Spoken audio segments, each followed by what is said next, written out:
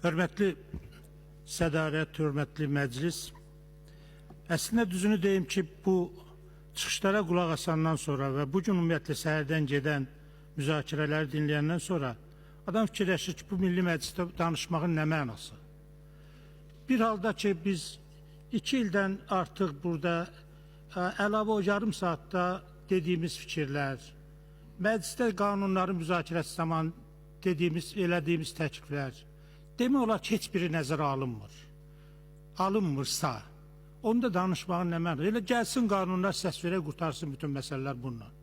Məsələn, mən bu 2 ildə elədiyimiz çıxışda cari məsələlərlə bağlı, ölkənin müxtəlif problemləri ilə bağlı elə dediyimiz sözlərin heç biri əgər buradan Milli Məclisdən rəsmi məktublarla lazımi dövlət idarələrində getmir, onlardan cavab tələb olunmur, o təkliflərin heç birinin ən ağıllısı da, ən ağılsızı da belə deyək. Amma bunun bir real nəticəsi yoxdursa, biz ancaq özümüz deyib özümüz eşidiriksə və yaxud burada deyilən fikirlərin bəziləri mətbuata təhrif olunmuş ya olunmamış bir şəkildə sızır, ancaq məclisin sözü mətbuatla xalqa çatırsa, real bir nəticəsi yoxdursa, onda bu məclisin nə mənası və bu müzakirələrin nə mənası və onda bizim deputat işimizin ölkəyə hansı xeyri ola bilər? Məni bu çox ciddi şəkildə narahat eləyir və bunu bəri başdan demək istəyirəm. Çünki deyilən fikirlərin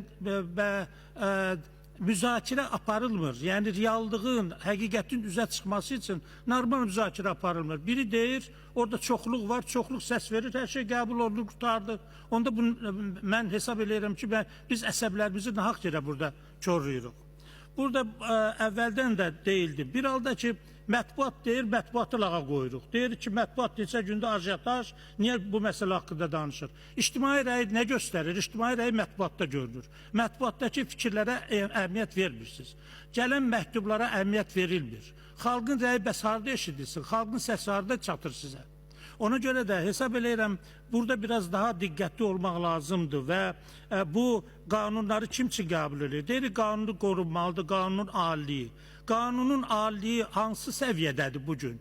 Əgər qanunlar yamaq-yamaqdırsa və zaman keçdikcə praktikada rast gəldiyimiz millətin səsinin çıxan yerdə, millətin ağzını qapatmağa təzə bir əlavə eləyirsə, qanunlar, yeni düzəlişlər və düzəlişlərin hamısı əslində xalqın ziyanınadırsa, onda bu qanunun aliliyi qalmır. Onda qanunun aliliyindən və o qanunun tətbiqindən söhbət gedə bilməz. Millət səsini mətbuatda deyəndə yenə deyirəm, qəbul eləmirik. Milli Məclisin qabağına gəlir, qəbul eləmirik. Ondan sonra küçəyə çıxmağına imkan vermirik. Onda bu xalqın səsi harda çıxmalıdır? Mən dəfələrlə demişim, Bakıda dəniz millətin üzünə qapanıb. İndi dağları daşıyıb torba ilə aparırlar. Ondan sonra bunun haqqında deyiləni heç kim eşitmir. Millət, hətta deputatlar burada deyilir, heç kim eşitmir. O da bu millətin icazəsi var, çıxsın küçəyə, yoxsa yox. Və bu dövlət bizim, küçə bizim, biz sözümüzü deməli, biz millətimizi məhkum eləməmişik ki. Bu millət ağzı bağlı deyil ki, bu millətin söz deməyə haqqı var. Ona görə də yox, ancaq bir yerdə, bayılda bir yerdə yoxsun. Mən deyək ki, heç o mitinglərin bu dəqiqə mənası yoxdursa, cavanlar həbs olunursa, günahsız insanlar əziyyət çəksə, mən mitinglərə qarşıyam. Və bəzən o mitinglərdən xarici qüvvələr istifadə edir, necə ki, bizim Təhsil Nazirliyinin qabağında, ona da qarşıyam. Amma hər halda biz qanun qəbul eləmişik, biz demokratik bir dövlət iddiasındayıq.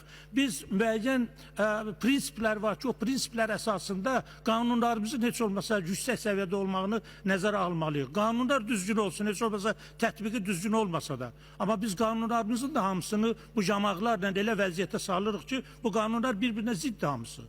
Ona görə mən hesab edirəm ki, əhalinin gəliri nəzərə alınmadan, əhalinin imkanları nəzərə alınmadan kim istəyir, gəlir, hansı idarə istəyirsə millətə cərimə, ondan sonra xalqı soymaq, qabağına kim gəlir milləti aşağılayır, polis deyir mənə müqavimət, idarələr hərəsi qabağına bir şlaqbaun qoyub millət yaxın düşə bilməz, küçəyə çıxanın gözünü oyacaqsan, bəs bu xalqa hörmət eləyən var yoxsa yoxdur? Mən bilirsiniz, mən son vaxtlar doğrudan baxıram və son dərəcə deyək ki, bir əsəblik keçirirəm.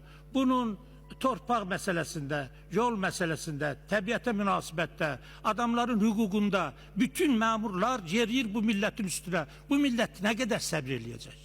Ben çok xahiş ederim. Gelin biz məsuliyyətimizi hiss eləyək. Bir gün patlayar bu məsələ və bunun məsuliyyətini hamıdan çox hakimiyyət hiss eləməlidir. Ben bunu çok səmimi deyirəm. Mən Səndə ki, niyə görə 20-40% artırırsan, artıq artırmırıq biz pensiyaların maaşı, deyirik ki, dövlətin buna gücü satır da, artıq imkanı yoxdur.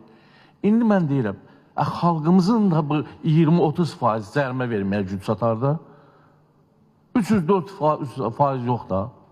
Bəs bu qədər zəhmətimizin ağzına götürüb fakt qarşısına qoyursunuz, göndərirsiniz administrasiya, oradan bura və bütün çəkilən əziyyətlər, dövlətin bütün əziyyətləri sıfırlanır.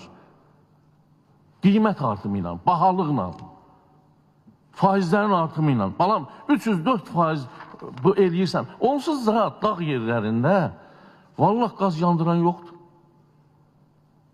Hamısı ağac həyətində bizim, misal üçün, mənim seçici dairəmdə çoxu həyətin ağaclarını kəsib yandırır.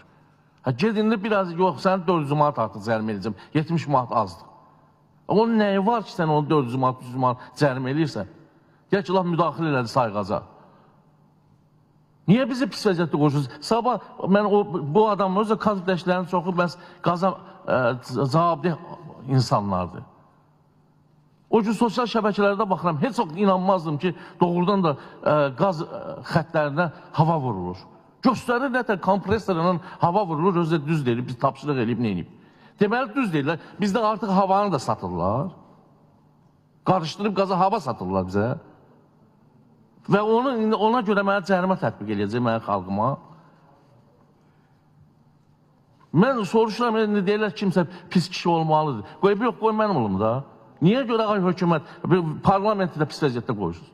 Niyə bu layihəni irəli sürürsünüz? Olmaz axı, hər yerdə bahalıq. Sonra ümumiyyətlə mən xahiş edirəm. Publik hüquqi şəxslər haqqında qanun bizim normativ hüquq haqları haqqında konstitusiya qanunundan sonra qəbul olunur. Orada publik hüquqi şəxslərin cərimə verməsi nə qədər baxdım rast gəlmədim. Ümumiyyətlə normativ haqlarda da rast gəlmədim. İndi uşaq bağçasından tutmuş hər yerdə bir də publik hüquqi şəxslər, agentliklər və s. yaradılır. Bu publik hüquqi şəxslər hamısını cərimə eləməklə məşğul olacaq. Qida agentliyi mənə yaxında məlum oldu. Yasamalda bir göyərti satanı 1400 manat deyir cərimə edir. Göyərti satan sənin 1400 manat cərimə önünə vaxt qaytaracaq. Bu insafla olmaq lazımdır axı. Gedir hamısı o qida agentlikləri, sahibkarların başına onu gətirirlər. 4000 cərimə filan. Yığılır. Ümumiyyətlə, mən istərdim ki, cənab prezidentlər, arzum odur ki, necə ki, bizim kreditlərlə bağlı, manatın devalvasiyası ilə bağlı bir məsələdə gözəl bir addım atdı, 10.000 dollardan aşağı müəyyən qədər kompensasiya əvvəlki kursdan götürdü. Fevral ayının 1-nə kimi bütün sahələr üzrə olan cərimələr silinsin. Lazım deyil, bizim imkanlarımız var. 100 dollara çatım neftin qiyməti. Cərimə hesabına xalqdan bu pulu alıb büdcəni doldurmaq, hansısa publik hüquqi şəxsləri saxlamaq lazım deyil.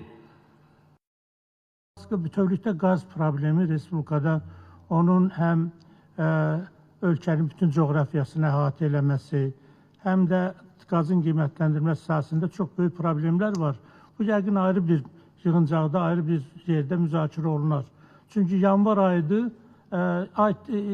yanvar ayı, fevral ayıdır. Deməli, ilin birinci ayı bir də görürsən limit gəlib keçib və cəmaat 100 manat, 200 manat pul qoyur, görürsən sayğacda 40 manat yazılır. Bu nə cür qiymətləndirmədir, başa düşmürəm. Bu, amma hər halda ayrı bir söhbətdir. Bunu məncə müzakirə eləmək lazımdır. Burada mən Tahir bəyin həyəcanını bölüşdürürəm, Tahir Kərimlin. Cərimə məsələsi Azərbaycanda artıq doğrudan cərimələr bir problemə çevrilib. Və məni narahat edən başqa bir məsələ də var ki, biz Milli Məclis ölkədə ali qanunvericili orqanıdır. Burada bir çox məsələlərlə bağlı danışırıq. Millət vəkilləri etirazlarını bildirirlər, fikirlərini deyirlər. Amma biz elə sanki bu divarlar üçün danışırıq. Burada deyirik, o təklifi verən, o qanunları verən müəssisələrdən, idarələrdən, yaxud komitələrdən, orada maraqlı olan təşkilatlardan heç bir yaxşı yoxdur. Yəni deyirlər ki, fərqi yoxdur. Biz bu təklifi vermişik, istəyirsiniz danışın, istəyirsiniz danışmayın. Bu qəbul olunacaq. 10 nəfər deputat etiraz eləsin, orada 10 nəfər əleyhinə səs versin, fərqi yoxdur. Bu qəbul olunacaq. Bu iş metodu məni ümumiyyətlə mən bunu başa düşə bilmirəm. Yəni burada müxtəlif təkliflər veririk. Bu təkliflər hansı şəkildə çatır o əlaqədar idarələrə və onlar nə cür